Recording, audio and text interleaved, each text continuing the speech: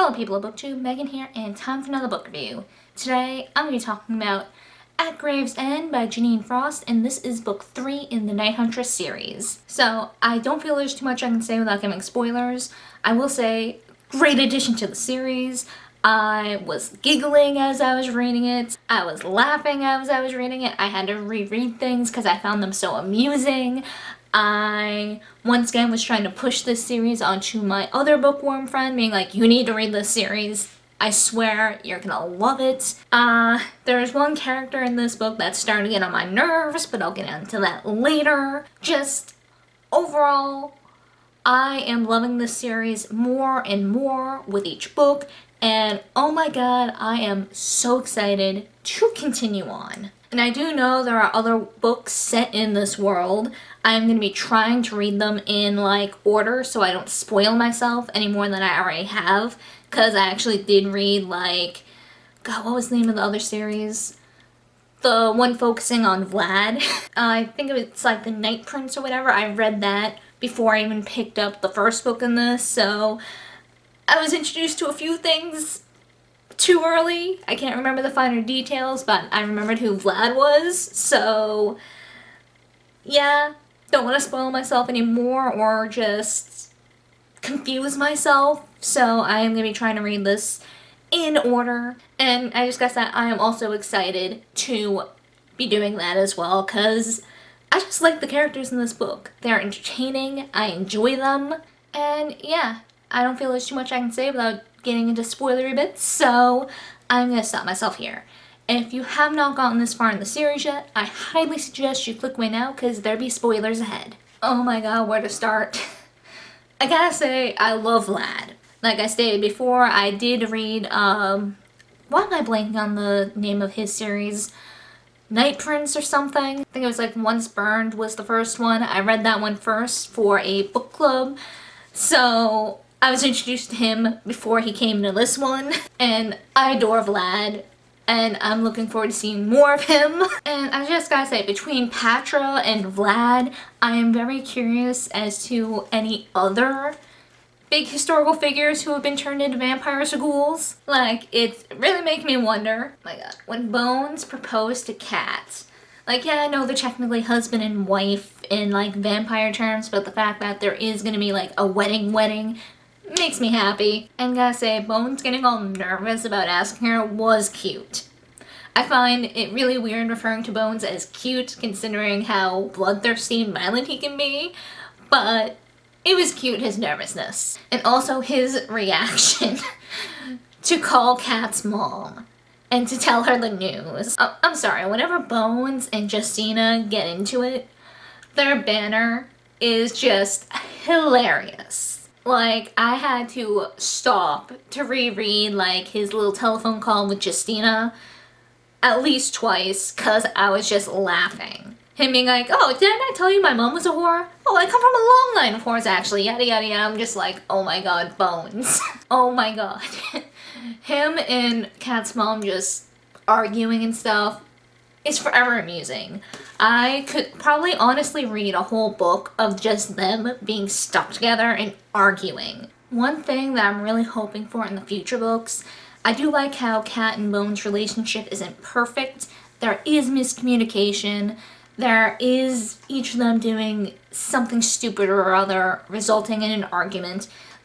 Bones trying to protect Kat from the worst that he can dish out to his enemies. The whole situation with Max. And Bones not wanting Kat to see him torturing Max to send a message. I do like how there is misunderstandings and such like that. Kat thinking that he's treating her with kid gloves because of her age or whatnot. Because even in the most ideal relationship, there are going to be arguments, there's going to be bickering, there's going to be misunderstanding. So I like how things aren't all sunshine and rainbows. And I do like how it didn't take Kat the entire damn book to realize what he was doing. And how she actually listened when Annette was explaining things to her. Which I also gotta say, I love how it was her who managed to get Kat to understand, and how Kat and her do seem to be on better terms by the end of this book. Because, hey, they are two very important people in Bones' life. So, it's nice to see that they might be able to get along somewhat. Maybe they won't be BFFs, but it'd be nice if this book could have been like the start of maybe truce is the best word I can think of. I'm trying to think of a good way to frame this. If it's justified, in this case, Annette's or Kat being petty with the other, I understand the other, being angry and them fighting over that. I don't like girl hate. Girl hate is a trope that I feel should just go in a hole and die, but I think in this situation I can understand it a bit more. Naturally, Kat is gonna be a bit jealous of Annette, given her and Bones' past. Can't really blame her for being a little jealous and concerned. And from Annette's point of view, here's this random girl who just kind of ruined this little on-again, off-again thing her and Bones had. And I don't know, I can understand Annette's point of view being unhappy that Kat is in the picture. And I can understand people getting petty when things like this happen. I don't know. I don't know where I'm going with this. I hate girl hate, but I can also understand why Kat and Annette got off on the wrong foot. And hopefully, due to the events in this book, things smooth out between them. Maybe they won't become best friends, like I said, but it'd be nice if they could be on good terms. And thinking that Bones was dead, I'm sure definitely would have brought them close together. Kat was able to snap Annette out of this horrible, horrible slump she was in. Kat managed to help snap her out of that and be like, no, he wouldn't want that. We're gonna get revenge on this bitch who killed him. Let's do this. So yeah, between that and the threat of the zombies and thinking they were gonna die, I'm sure that could have helped their relationship a little bit. Or at least I hope so. Because the two of them together could be a quite terrifying pair. Kat's mother. The change in Kat's mother was shocking. Just everything about Kat's mom in this book. Her begging Bones to save Kat when Max tore out her throat. Especially considering she does not like Bones. But here she is begging Bones to save her. Not that he would need much begging, mind you, but the fact that she is so willing to accept Bones' help to save her daughter was shocking. And just that whole situation with Max at Jeaniene's house. It is nice to see how Kat's mom really does love her. The circumstances of Kat's birth were not good. Even if Max hadn't raped her, like she led Kat to believe for years. Can't say she was the best affectionate mother out there. But to see that, she does care about her daughter and she fears for her daughter was nice.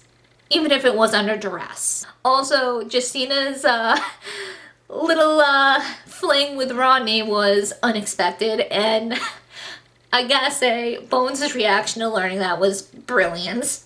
And just overall, it seems Jeaniene is slowly warming up to some of these undead creatures. Gotta say, it's interesting to see Jeaniene warm up to everyone in her own way. And also, one line that's really sticking to me. Jeaniene going on about how Bones, this thing she hates, has treated her daughter better than her own family at this point. And how Bones is like, I think that's the nicest thing you've ever said to me. Like I said, I could honestly read a whole book of just Bones and Jeaniene. Bones and Jeaniene are forever amusing. Oh my god, Tate annoyed me so damn much in this book. I can understand being a little upset that Kat doesn't feel the same way to him. I understand that. Especially if he had feelings for her as long as he said, 4 years. That's a long time. I can totally understand being hurt over that. But him constantly throwing his feelings in Kat and Bones' face, that's just petty and rude. Especially since Kat has made it very clear to him, I see you as a friend and a friend only. She has said it straight to his face, clear as day. And if he gave a rat's ass about her feelings, he would have backed down. I even bookmarked a page to read a quote because it just pissed me off so damn much. I don't care if it pisses Crypt Keeper off or makes you uncomfortable. I'm done pretending I only want to be your friend. There's so much I hate about that one line of dialogue. First off, the fact that he doesn't care if he makes her uncomfortable. I'm sorry. I don't care how long you've been friends with someone. If you say shit like that, that's putting up instant red flags and is just like, okay, you are being cut out of my life. If someone I knew said that to me, they'd be cut out of my life. Because it's like, no. You clearly don't give a shit about me if you don't give a shit about if I'm uncomfortable or not with you throwing your romantic feelings in my face. Clearly, he doesn't care about Kat as much as he claims he does. He needs to get over himself and his hurt feelings and just move on with his damn life. You are an adult. I don't know how old Tate is. I'm assuming around Kat's age, so like late 20s, maybe early 30s. You are a damn adult. Act like it. She doesn't like you like that. Okay, that sucks. But move on. There are plenty of fish in the sea. You cannot tell me that there will not be another woman out there for you. Just, it annoys me. And also, the whole I am tired of pretending I just want to be your friend.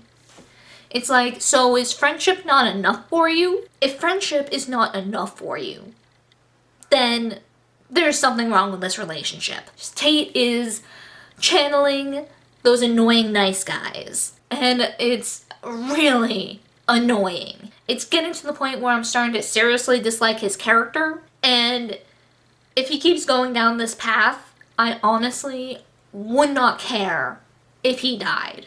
Like, if he does not get his act together and stop being such a butthurt baby, I hope he dies. That is how much this kind of behavior just pisses me off. And then him acting as if Kat doesn't know her own feelings. Like, oh, you've known him for like, what, a grand total of a year? You've known me longer.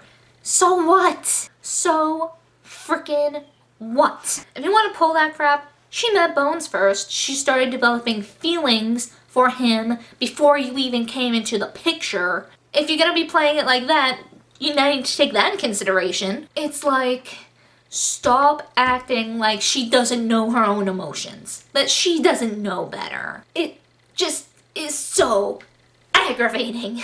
And oh my god, I am so glad that there is no one in the apartment building right now, cause sound carries through these walls, and if there was someone home, I'm pretty sure my neighbor would be concerned for how angry I've been sounding the last like 5 minutes. I need to move on before I just get pissed off for the rest of the day. In summary, Tate needs to grow the fuck up and move on, or else I hope that he dies. And I also think that is the last point that I want to talk about. I think I had a list, but just on my little tangent with Tate, I totally lost my train of thought, so I'm just gonna stop here. So, for anyone still watching, what'd you think? Do you agree or have similar thoughts to me on what I've talked about? Do you have differing thoughts? Are there things I didn't talk about that you want to discuss? Let me know, let's get a discussion going. So yeah, that is it for this book review, and I hope to see you guys next time.